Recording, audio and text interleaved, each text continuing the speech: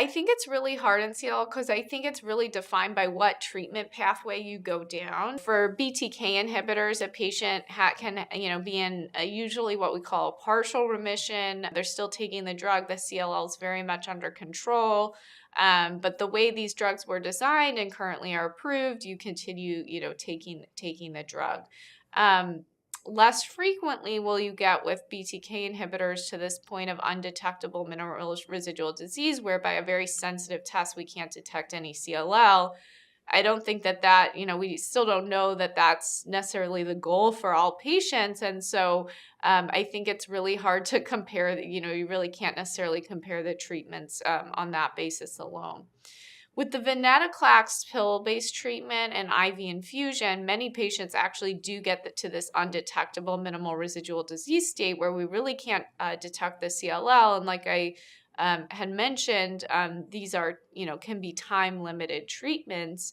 And so patients can have come off treatment and have what we call a treatment-free remission.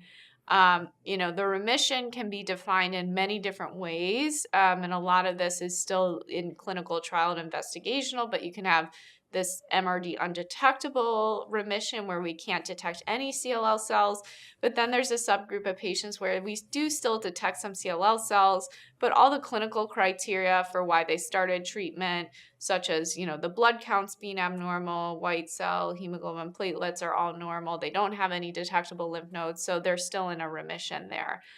So it really, depends, and this is something just to talk to your doctor about, what you can expect, depending on what treatment program you use, what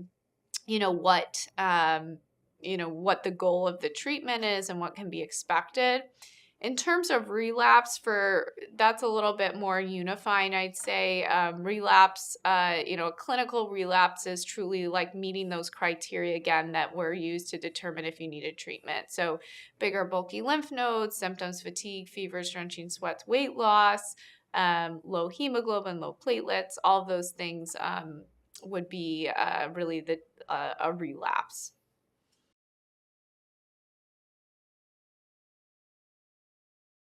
It can be, but it's a special type of remission. I mean, we have it gets a little bit complicated because it depends what, again, if your goal is to define, or you can have an MRD undetectable remission, but the true clinical response criteria actually don't incorporate MRD still.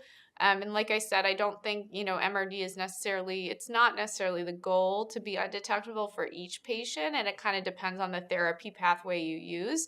And so really the standard criteria still look at those things I mentioned, like the lymph nodes, hemoglobin, platelets, and white blood cell.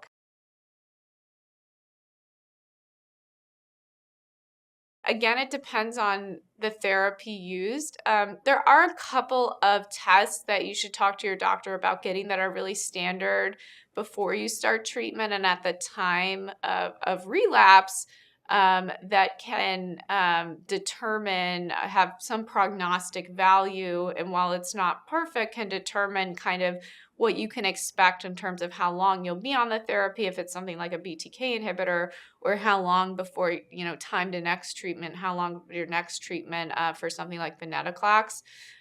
These are looking really at the biology of the CLL to define like a patient-specific genetics, not the genetics that they were born with, but of the CLL cells really. So there's something called IGHV mutational status, and all of this testing can be done from the blood if a patient has detectable cells in the blood.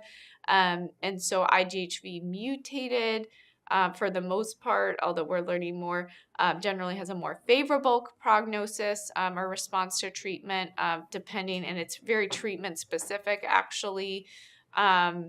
Exactly what you can expect, but that test should be done.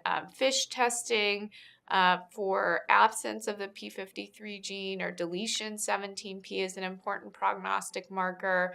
There's some other abnormalities that can be tested for. And then actually DNA sequencing, looking at changes or mutations in the DNA of the CLL. And one that we know is a little bit higher risk is a P53 mutation. That's actually a change in the P53 gene. So this is definitely something to talk to your doctor about, and really standard of care to do this testing before starting treatment, and also, at the time of each relapse or treatment switch.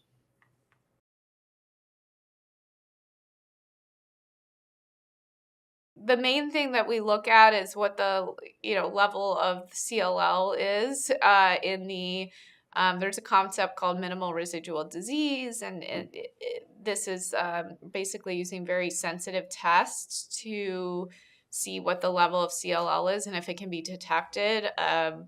Typically, we're doing this in the blood now, not bone marrow, but in clinical trials, they've done both.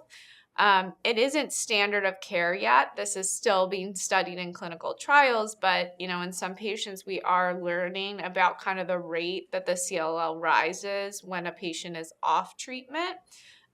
We're still, the standard in 2023 is to start treatment again when patients meet those initial IWCLL criteria. Basically, the CLL is causing a true problem again, but there's also clinical trials looking at intervening at an earlier time point.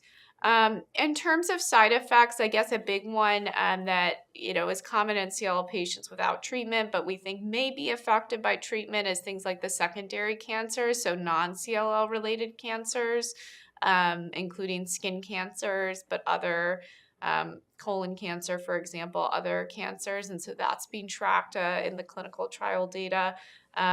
So nothing that has really changed yet the way we follow or observe patients, but we're learning, more and more information.